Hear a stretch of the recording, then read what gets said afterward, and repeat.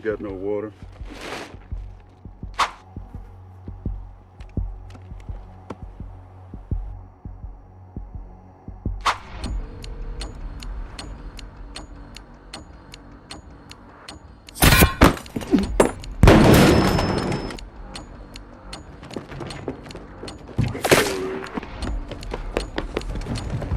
Need you to drive me on out of here.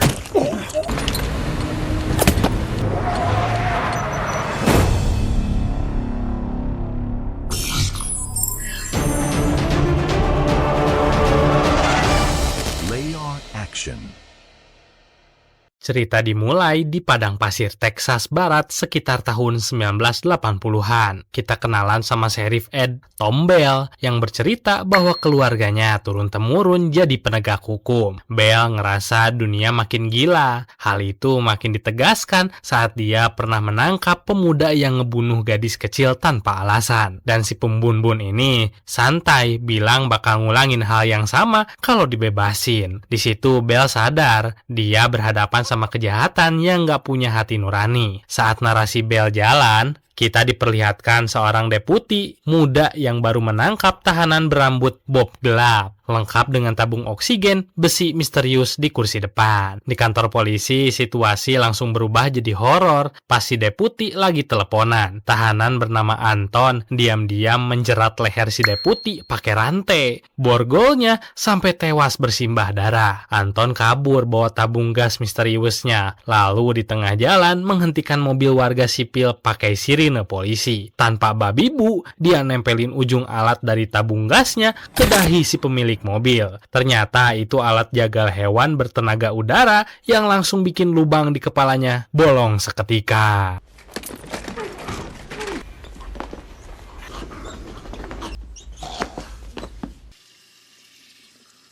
Beralih ke Moss yang lagi berburu kijang di padang rumput Texas. Bukannya dapat buruan, Moss malah nemuin jejak darah yang menuntun ke sebuah lembah terpencil. Ada beberapa truk terhenti dengan mayat bergelimpangan. Jelas ini transaksi narkoboy yang berakhir saling bantai. Moss nemuin tumpukan narkoboy, satu pria sekarat yang minta minum. Dan gak jauh dari situ ada mayat dengan koper kulit berisi $2 juta. Tanpa pikir panjang, dia bawa kabur koper itu ke rumah trailer. Moss ngerasa beruntung, tapi nggak sadar koper itu bakal ngebawa Anton langsung ke depan pintunya.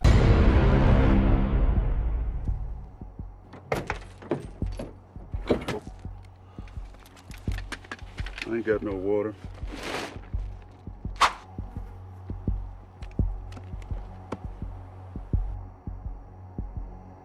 Di rumah trailer, Moss pamer koper uang itu ke istrinya Carla, yang awalnya nggak percaya dan curiga lihat ada pistol terselip di celana suaminya. Moss cuma jawab ketus kalau dia nemuin barang-barang itu di jalan. Meski sempat berdebat, Moss berusaha tetap santai seolah semuanya bakal baik-baik aja. Tapi hati nuraninya gelisah. Sekitar jam 1 pagi, dia terbangun dan mutusin buat balik ke lokasi kejadian. Cuman buat nganterin air ke pria sekarat tadi. Tapi begitu sampai, pria itu udah tewas dengan luka tembakan tambahan. Isi truk yang penuh narkoboy juga udah ludes. Moss langsung sadar dia nggak sendirian. Dari kejauhan, dia lihat ada truk yang parkir di samping mobilnya dan orang-orang mulai ngerusak ban mobilnya. Truk misterius itu nyalain lampu sorot dan ngejar Moss di tengah kegelapan padang pasir. Moss dari pontang-panting menghindari hujan peluru, merayap di tanah sampai terguling jatuh ke aliran sungai dengan peluru yang nyerempet bahunya. Para pengejar ngelepas pitbull besar yang langsung nyebur ngejar dia. Moss panik karena pistolnya macet kemasukan air. Tapi tepat saat anjing itu melompat,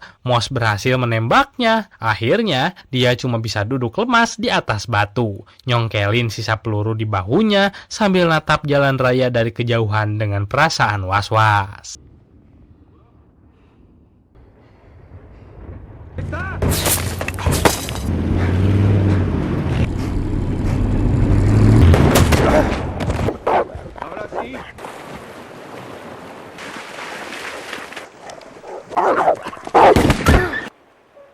Di sisi lain, Anton mampir ke pom bensin sepi buat isi bensin. Masalah muncul pas si kakek pemilik toko mencoba basa-basi nanya asal-usulnya. Bukannya menjawab, Anton malah mengintimidasi si kakek sampai suasana jadi beku. Tiba-tiba Anton ngeluarin koin tahun 1958 dan nantang si kakek buat milih gambar atau angka. Taruhannya adalah segalanya. Dengan gemetaran, si kakek milih angka dan pilihannya benar. Dia selamat dari maut. Anton ngasih koin itu sebelum pergi, berpesan supaya jangan sampai koin itu tercampur sama koin lain karena benda itu baru saja menyelamatkan nyawanya. Malam itu, Moss sampai di rumah dalam kondisi babak belur. Carla ngebalut lukanya dan Moss langsung nyuruh Carla pergi ke rumah ibunya di Odessa. Dia sadar, dalam hitungan jam, polisi atau siapapun nyari uang itu bakal ngelacak nomor plat truknya yang ketinggalan di lokasi. Moss bilang buat ngepak semua barang penting, apapun yang mereka tinggalin di trailer, ini nggak bakal mereka lihat lagi. Sementara itu, Anton udah sampai di lokasi pembantaian bareng dua utusan kartel. Dia nyongkel plat identitas kendaraan Moss dan nanya soal alat pelacak koper uang. Setelah dapat alat penerima sinyal,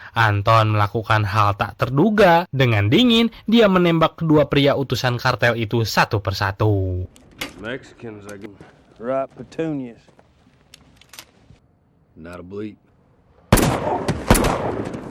Pagi harinya, Sheriff Bell bergerak bareng deputinya Wendell. Mereka nemuin bangkai mobil hangus terbakar di pinggir jalan. Bell langsung bisa menebak polanya. Si pelaku ngebun-bun polisi, begal mobil warga, lalu ngebakar mobilnya buat ngilangin jejak. Masuk ke lembah pakai kuda, mereka nemuin lokasi pembantaian. Bell ngenalin salah satu truk milik Moss, tapi sangsi kalau Moss pengedar narkoboy. Kondisi di lembah kacau balau. Ada yang mati karena baku tembak, tapi ada juga dua pria berpakaian rapi yang tewas kayak dieksekusi jarak dekat. Bell yakin ada jutaan dolar yang jadi rebutan di balik tragedi ini. Maut udah sampai di depan pintu rumah Moss. Anton datang dan nembak hancur lubang kunci pintu trailer yang sudah kosong. Di dalam dia ngambil tagihan telepon Moss buat nyari jejak pelariannya. Bahkan sempat minum susu dari kulkas sambil duduk santai di sofa. Anton mampir ke kantor pengelola trailer buat nyari tahu tempat kerja Moss. Meski terus diintimidasi, si ibu penjaga tetap teguh nggak mau kasih info. Begitu Anton dengar suara orang lain dari ruangan belakang, dia milih pergi. Keteguhan si ibu itu tanpa sadar baru saja menyelamatkan nyawanya sendiri. Sementara itu Bell sampai di trailer dan nemuin pintu yang hancur dibobol. Dia nemuin kotak susu di meja yang masih dingin dan berkeringat. Si deputi panik ngajak ngejar pelaku, tapi Bell malah duduk tenang sambil nuang susu itu ke gelas. Dia sadar lawan mereka kali ini bukan penjahat biasa. Moss check-in di motel sederhana di Del Rio seharga $24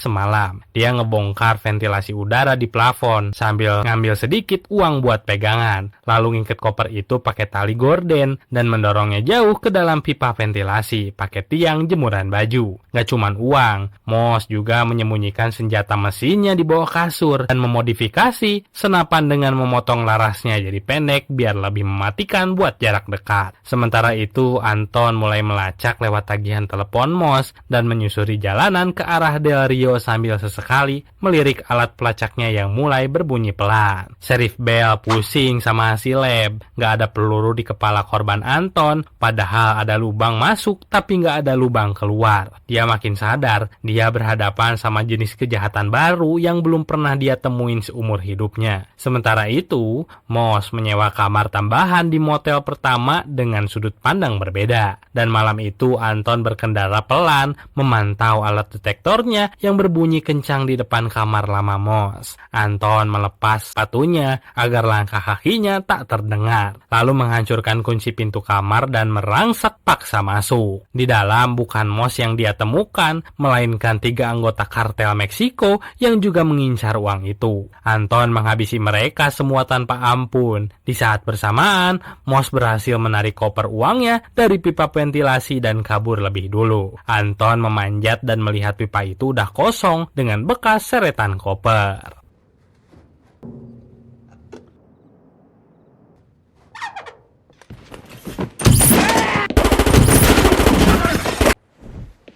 No, no, no. Moss sudah kabur dan sekarang menumpang mobil seorang kakek di jalan raya di Houston. Seorang pengusaha kaya menyewa Wells, pemburu bayaran yang sangat kompeten, untuk menghentikan Anton dan mengembalikan uang yang hilang. Wells mengaku sangat mengenal Anton dan menyebutnya sebagai pembunuh psikopat yang berbahaya. Sementara itu, Moss sampai di hotel baru dan menemukan penyebab kenapa dia selalu bisa dilacak. Sebuah alat pemancar sinyal kecil tersembunyi di dalam salah satu gepokan uang. Tepat saat dia menyadari hal itu, suasana hotel menjadi sangat sunyi dan telepon resepsionis nggak ada jawaban. Bayangan kaki berhenti di celah cahaya bawah pintunya. Lampu lorong dipadamkan. Tiba-tiba, alat tabung gas Anton menghantam kunci pintu hingga silindernya mengenai dada Moss. Moss membalas dengan tembakan ke arah pintu, lalu nekat keluar lewat jendela dan terjun ke bawah untuk melarikan diri.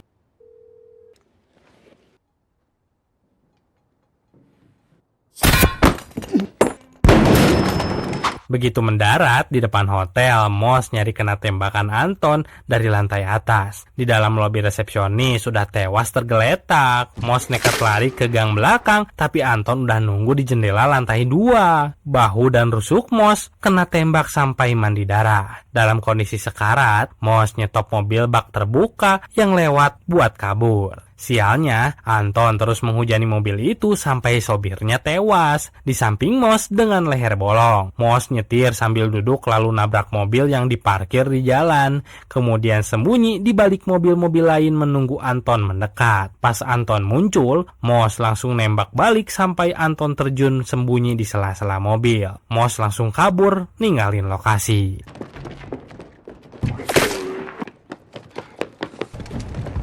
Need you to drive me on out of here.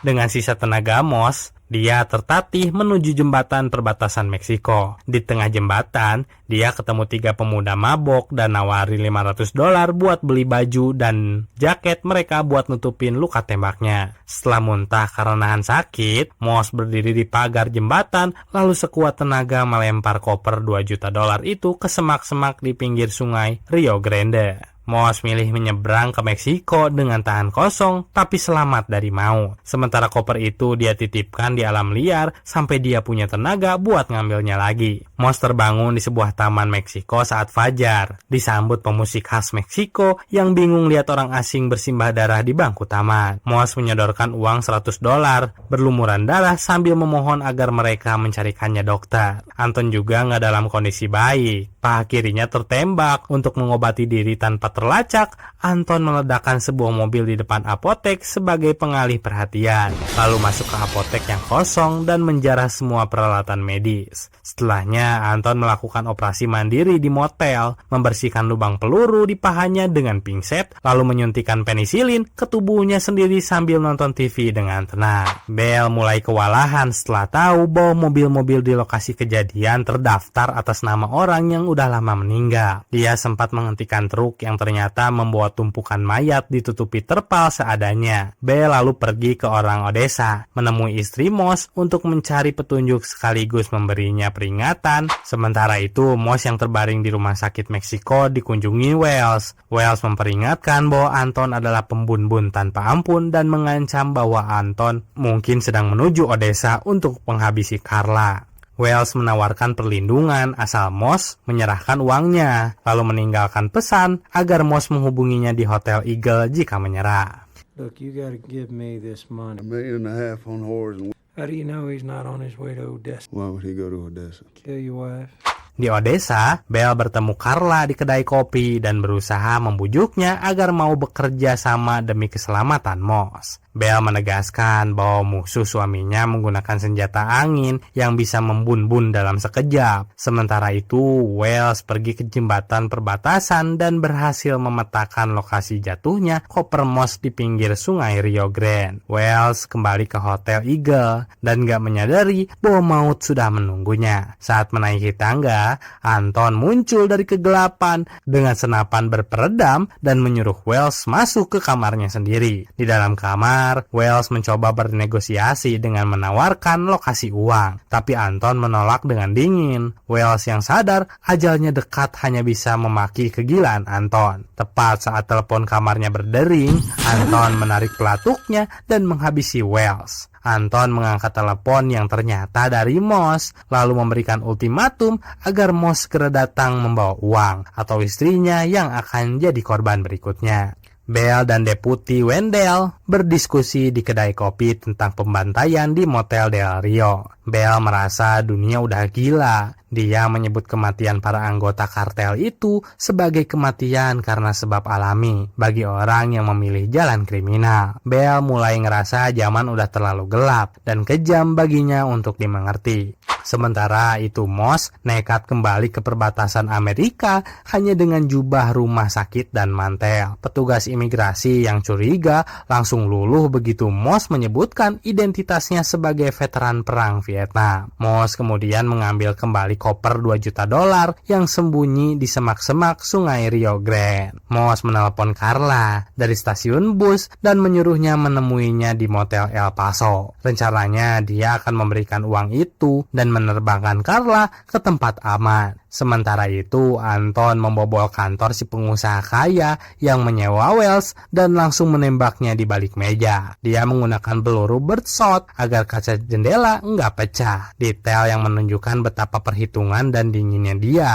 Saat angkutan yang menyaksikan kejadian itu membeku ketakutan dan bertanya apakah dia akan ditembak, Anton menjawab dengan pertanyaan jebakan. Tergantung, apa kau melihatku?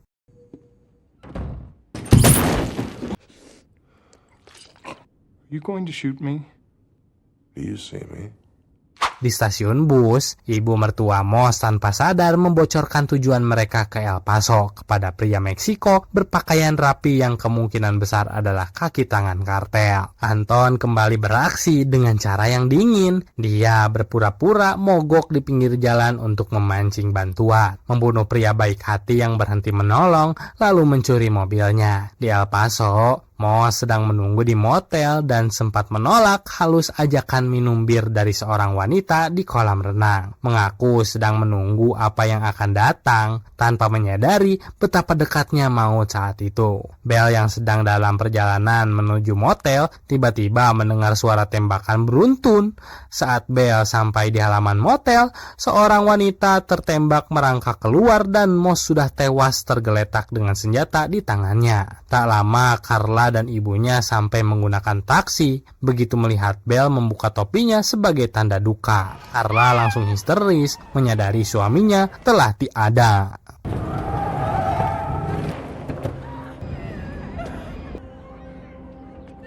Bell dan sheriff setempat meratapi kekacauan di El Paso. Mereka merasa dunia udah berubah jadi tempat yang gak mereka kenali lagi. Nilai kesopanan telah hilang dan kekerasan menjadi hal biasa. Bell merasa lelah dan mengaku gak lagi bisa memperbaiki keadaan. Mereka menyebut Anton sosok yang bergerak seperti hantu yang sulit dilawan. Malam itu, Bell kembali ke motel yang sepi dan diberi garis polisi. Di balik pintu kamar yang gelap, Anton ternyata benar-benar ada di sana, berdiri membeku memperlihatkan bayangan seragam Bell yang terpantul di lubang kunci yang rusak. Bell memeriksa seluruh ruangan hingga kamar mandi, namun Anton seolah lenyap ditelan kegelapan. Saat Bell duduk lesu di tempat tidur, dia melihat ventilasi udara di dekat lantai sudah terbuka. Di sana ada baut dan koin, tanda bahwa Anton baru saja mengambil koper uang Moss dan pergi tanpa jejak tepat di bawah hidung Bell. Bell mengunjungi paman tuanya, Alice, di sebuah kabin terpencil dan mengaku merasa kalah oleh kekejaman zaman sekarang. Alice mengingatkan bahwa kekerasan di tanah ini bukanlah hal baru. Kakek mereka pun tewas ditembak di depan rumahnya sendiri pada tahun 1909. Alice menegaskan bahwa Bell nggak bisa menghentikan apa yang akan datang dan merasa dialah salah satunya